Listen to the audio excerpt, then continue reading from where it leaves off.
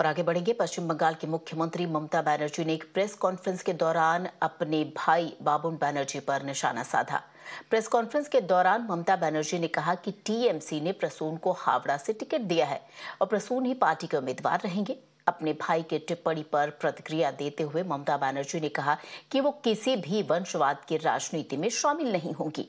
ममता बनर्जी ने कहा कि अगर उनके परिवार से हर कोई लोकसभा टिकट मांगने लगेगा तो वो भी एक वंशवादी नेता होंगी। ममता बनर्जी की फटकार के बाद बाबुन बनर्जी ने सफाई देते हुए दावा किया कि वो बीजेपी में शामिल नहीं हो रहे और हमेशा ममता बनर्जी के साथ ही रहेंगे। আমার পরিবারের ও কোনো মেম্বার বলে আমি মনে করি না।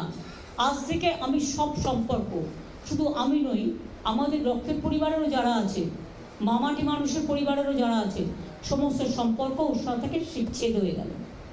আজ থেকে কোনো রিলেশন আমার ভাই হিসেবে কেউ পরিচয় দেবেন না।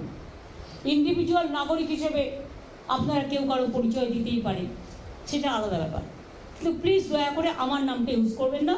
বিকজ আমি টোটাল ডিসঅ্যাসোসিয়েট করে দিয়েছি আমাদের ফ্যামিলি বন্ডিং। আমি বিজেপিতে যাচ্ছি এটা একটা ফেক নিউজ।